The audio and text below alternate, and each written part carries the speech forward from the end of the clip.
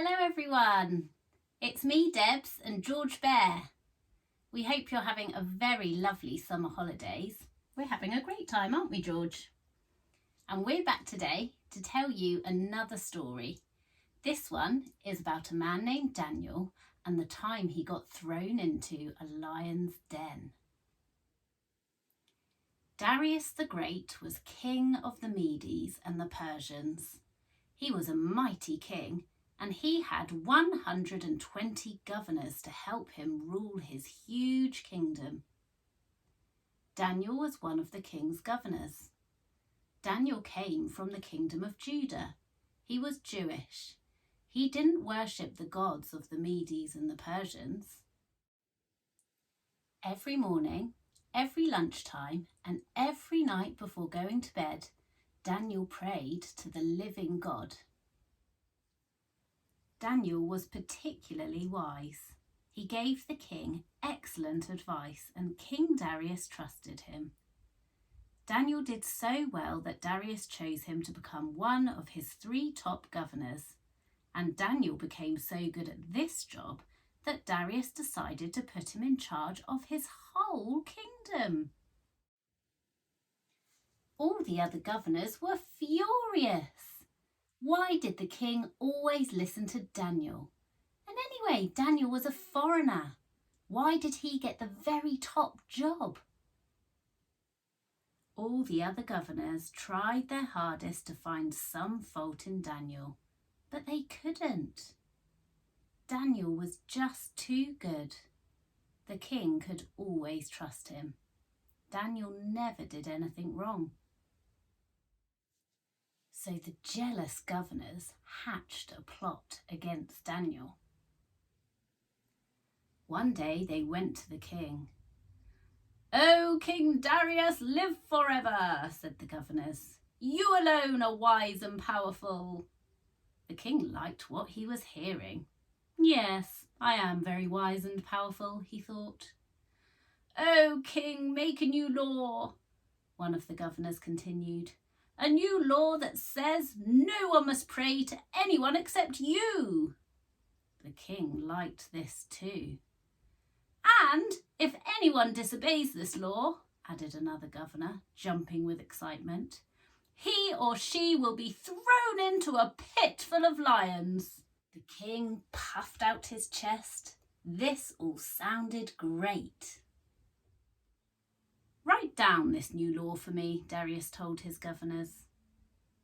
The governors did as he said, and then the king pressed his seal into the wax on the scroll they gave him. Now it was official. It had become royal law.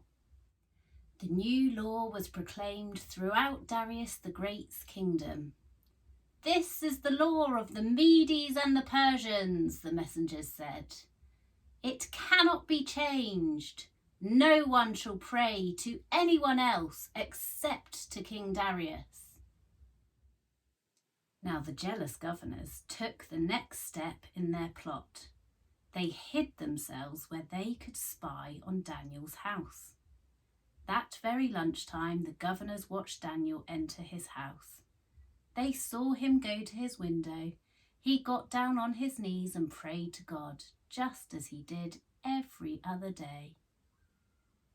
The governors rushed back to King Darius. "Oh, king, live forever," they gasped. "Did you not order that nobody should pray to any other god except you?" "Yes, of course I did," said Darius. "Have you not ordered that anyone who disobeys this law will be thrown to the lions?" "Yes, of course I have," said Darius again. "Well, we've seen with our own eyes. Daniel is still praying to his God," they sneaked. "Oh dear," said Darius the Great. "Oh dear, oh dear." Every morning, every lunchtime, and every night before he goes to bed, Daniel prays to God, the jealous governors announced to the king. They felt so pleased with themselves. "Oh dear," said the king yet again. "What am I to do?" Darius the Great was really very sorry because he liked and respected Daniel. He tried to think of some way that he could save his top governor. "The law of the Medes and Persians cannot be changed," the governors reminded the king. "Daniel must be thrown into the lion's pit." So very sadly, the foolish king had to agree. Soldiers soon marched Daniel before King Darius. "Daniel must be thrown into the pit of lions," ordered the king. Then he added in a softer voice, "May his God help him." Immediately, soldiers seized Daniel and threw him into the pit of lions just outside Darius the Great's palace. Then they rolled a stone across the entrance to the pit. Now no one could save Daniel. That night, back in his palace, the king could not eat and could not sleep. He couldn't stop thinking about poor Daniel in the pit of lions. As soon as morning came, Darius leapt out of bed and rushed straight down to the lion's pit. "Daniel," he called down, "are you there? Are you all right?" To the king's huge surprise, there stood Daniel, whole and unharmed. "Oh, king, live forever," said Daniel. "I'm here and I'm fine, not a scratch." "But Daniel, how come you're not hurt?" called Darius. "During the night, God sent an angel to shut the mouths of the lions, so they couldn't bite me," Daniel explained. "God knew I'd done nothing wrong. He answered my prayers." King Darius was overjoyed. "Get Daniel out of the pit," he shouted. "Set him free at once." Once Daniel was free, Darius ordered his soldiers, "Go, arrest all those wicked governors who tried to trap Daniel."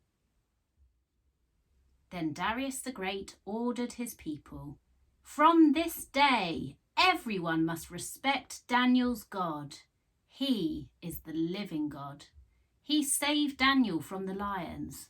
This is the law of the Medes and Persians. It cannot be changed." Wow, what an incredible story! I don't think I'd like to be trapped in a lion's den all night long. Do you ever feel scared? Isn't it great to know that we can pray to God and know that He hears us? He can even send angels to look out for us. I hope you have a brilliant summer holidays and I hope to see you soon. Bye.